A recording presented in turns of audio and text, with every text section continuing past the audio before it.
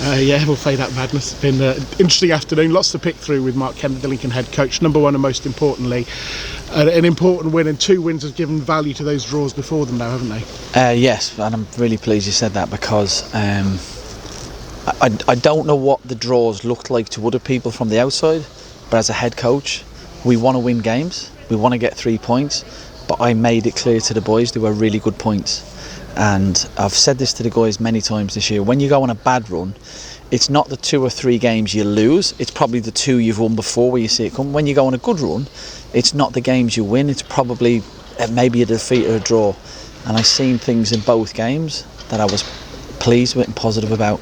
So I'm particularly pleased for the group that they get the rewards that they deserve. And Bristol, known as a team that start very much on the front foot and get at you, but it was your team that did that. Yeah, we've placed huge emphasis on that, especially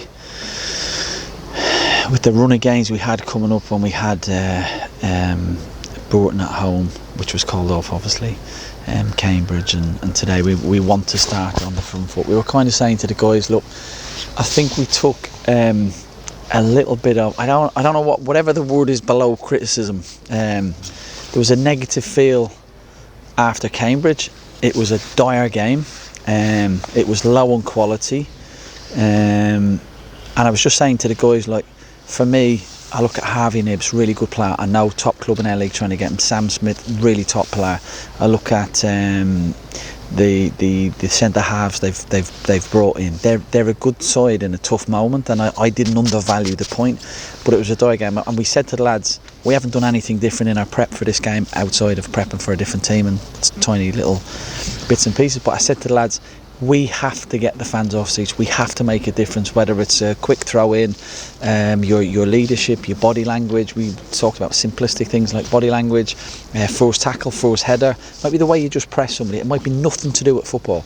We have to start on the front foot and get bums off seats and get the crowd lifted, as opposed to our crowd, I should say, as opposed to quite a dour, I don't want to say atmosphere because it's not the crowd's fault. Against Cambridge, it was just a really dour, blank, cold, miserable day, and the game reflected it. And it wasn't good enough from us. We said, so that was really important today. It seemed bright play from your team for the goal. I don't know if it was a set piece that you worked on in training, but also the Bristol Rovers player appeared to have an injury and wasn't able to close down that space, and it felt like your team made the most of that. Was it Loft, I think, who was injured? I don't know, but a big thing when I came into the club was set pieces, because they were reminded by everybody we didn't score set pieces, we conceded loads. It's part of my DNA as a coach. We spend a huge amount of time on set pieces. I think from a defensive point of view, we're clearly one of the best in the league, there's no doubt.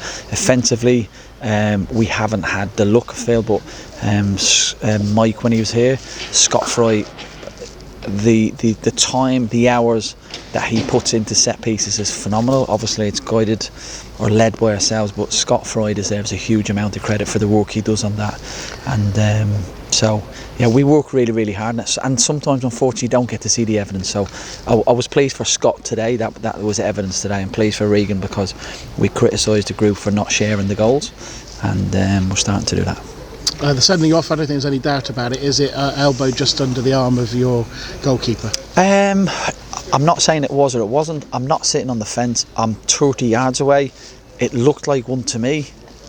Referees made a decision, but you may speak to Bristol player, might say I've never touched him. Seen the replays. Okay, fair enough. So, and maybe one thing I need to do better is I try not watch the things before I come out, which I do it purposely, so it takes me out of those difficult situations with these questions. It looked like a red to me, but I'm 40 yards away. It changed the game quite a lot though, didn't it, in the second half, in terms of how it was going to work out? It was a very different sort of game in the second half. Unfortunately, I thought it spoiled the game for us. I thought it affected us. I thought it had a negative impact on how we were playing. I think the game would have suited us better with 11, and that might sound strange, but I thought the way the game panned out was quite fractured. Joey made a number of changes. They completely went for it at the end. I think 3-4-2 at the end, and I was like, oh bloody hell! It was, and they went for it. So, fair play to Joey. Caused us a lot of problems in how he changed things. Didn't sit on the back foot, went for it, and it was quite direct from them, which is fine. I get that. may have done that myself. So yeah, I thought it spoiled the game.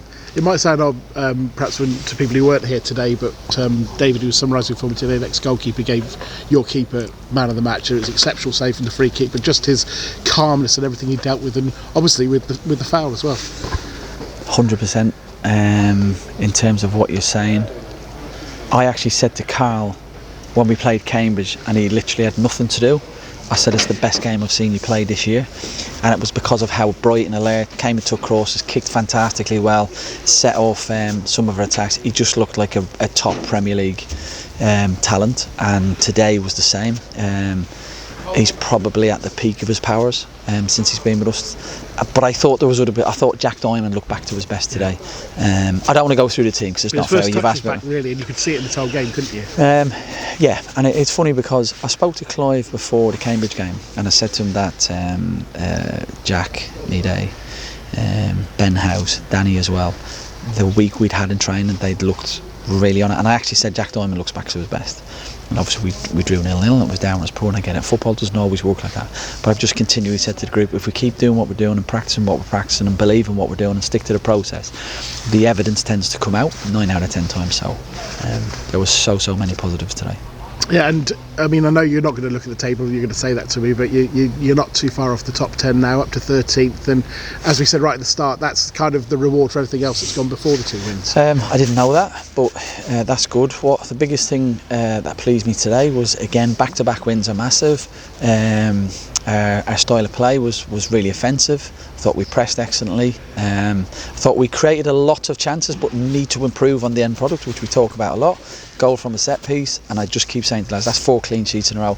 Please don't ever underestimate the power of clean sheets, because you can't win games normally without clean sheets. I've covered football for more than 20 years. I've never had an opposition manager come and remonstrate with your player or the Lincoln player during a game, which has happened today. I know there was some stuff going on the pitch. What's your reaction? I've none whatsoever. I can't comment on somebody else. It's not fair on me to comment on another manager's behaviours or whatever happened. All I care about is our players and their conduct, and I thought our players were very professional, cool heads. I